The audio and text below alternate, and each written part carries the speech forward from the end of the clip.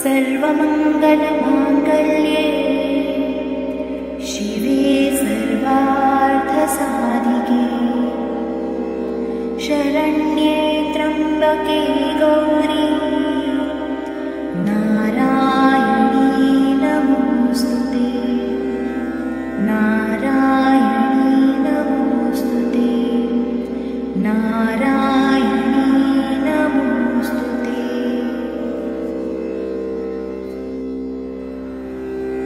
दशमहाविद्या। दशमहाविद्या म्हणजे हिंदू धर्मातील आदिशक्तीच्या 10 पैलूंचा समूह आहे। ही सर्व पार्वती देवीची रूपे आहेत। या व्हिडिओमध्ये आपण देवीच्या दशमहाविद्यांचे वर्णन ऐकणार आहोत। चला तर आपण सुरुवात करूया।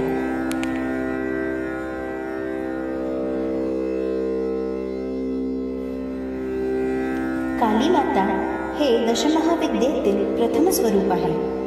महाकाली ही समस्त विद्यांची आदिदेवता आहे। तिच्या विद्यामय विभूतींनाच महाविद्या असे म्हणतात। एकेकाळी हिमालयातील मातंग ऋषींच्या आश्रमात सर्व देवतांनी महामायेची स्तुती केली। त्यावेळी अंबिकेने मतंग वनिता रूपात दर्शन दिले। ती काजळासारखी काळ्या रंगाची असल्याने तिचे नाव कालिका देवी असे पडले। तिने शुंभ निशुंभ राक्षसांचा वध केला। तिचे रूप काळे निळे असे असल्याने तिला तारा असे नाव सुद्धा आहे।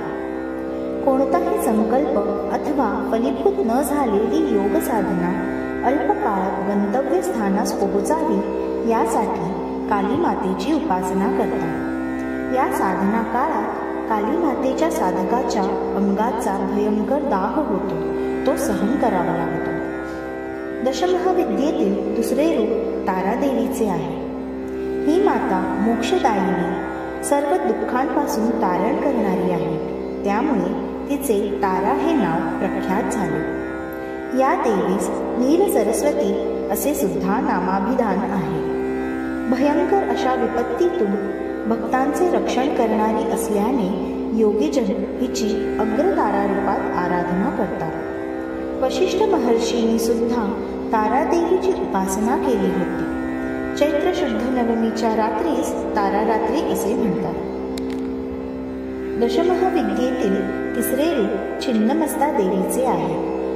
हे अत्यंत गोपनीय असे रूप आहे। एकेवेळी देवी आपल्या सखीबरोबर मंदाकिनी नदीवर स्नानाला गेली होती।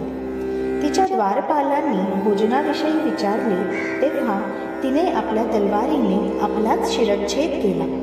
तिचे शिर वाम मोस्तावर येऊन पडले। तिच्या धडातून रक्तधारा निघाल्या।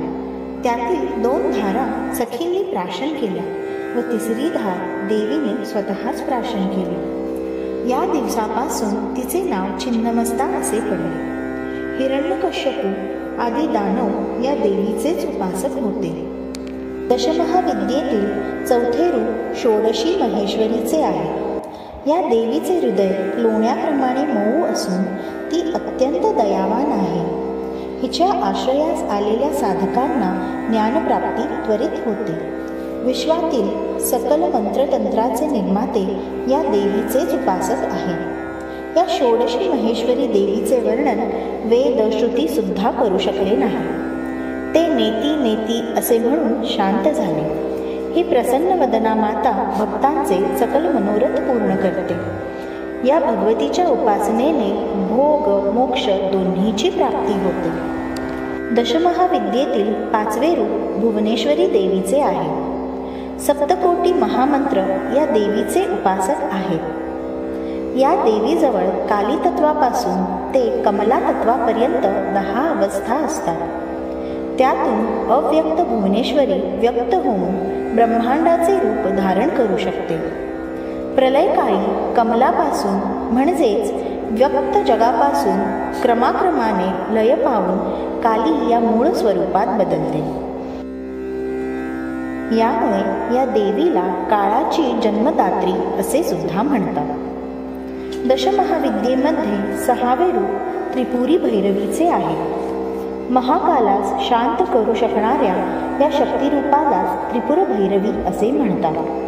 ही त्रिपुर भैरवी नरसिंह भगवानांची अभिन्न शक्ती आहे असे शास्त्रांत सांगितले जाते.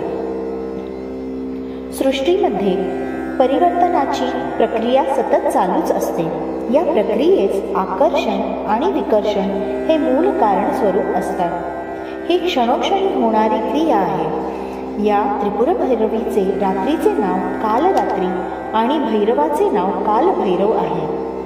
या दोघांच्या संयुक्त स्वरूपानेच नृसिंह सरस्वती हा अवतार झाला होता. हा अवतार महायोग्यांसाठी त्रिपुर भैरवी आणि कालभैरवनाथ अवतार मानला जातो. दशमहाविद्येतील 7वे रूप धूम्रावती देवीचे आहे. ही देवी उग्रधाराच आहे. या देवीस शरण जाणाऱ्या साधकांची सारी संकटे नष्ट होऊन तिच्या कृपाप्रसादाने सकल संपदा प्राप्त होते. दशमहाविद्येतील 8वे रूप बगलामुखी देवीचे आहे. ऐहिक पारलौकिक देश समाजाचे अरिष्ट निवारणासाठी तसेच शत्रूच्या शमनासाठी या देवीची आराधना केली जाते. विष्णू भगवान परशुराम हे या देवीचे भक्त होते. श्री तिरुमला क्षेत्रातील श्री व्यंकटेश्वर स्वामींनी या देवीची मातेच्या स्वरूपात आराधना केली होती. दशमहाविद्येतील 9वे रूप मातंगी मातेचे आहे.